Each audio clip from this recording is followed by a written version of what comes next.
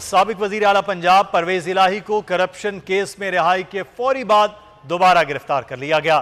Judicial magistrate Ghulam Murtaza work نے چودھری پرویز الہی کو اختیارات کے ناجائز استعمال کے مقدمے سے بری ذمہ قرار دیا۔ عدالت نے ہدایت کی پرویز الہی اگر کسی دوسرے مقدمے میں مطلوب نہیں تو فوری رہا کیا جائے۔ رہائی ملتے ہی اینٹی کرپشن گجرانوالہ کے حکام حرکت میں آ گئے۔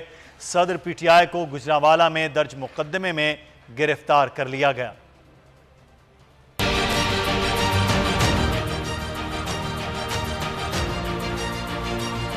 ایک کیس میں بریت دوسرے میں گرفتاری۔ اینٹی کرپشن گجرانوالہ نے پرویز الہی کو حراست میں لے لیا۔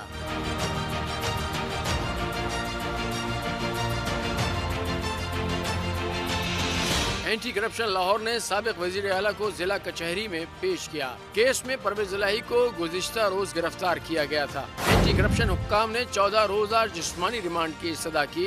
سرکاری وکیل کا کہنا تھا کہ پرویز الہی نے اختیارات کا ناجائز استعمال کرتے ہوئے خزانے کو نقصان پہنچایا۔ پرویز الہی کے وکیل نے جسمانی ریمانڈ کی مخالفت کی۔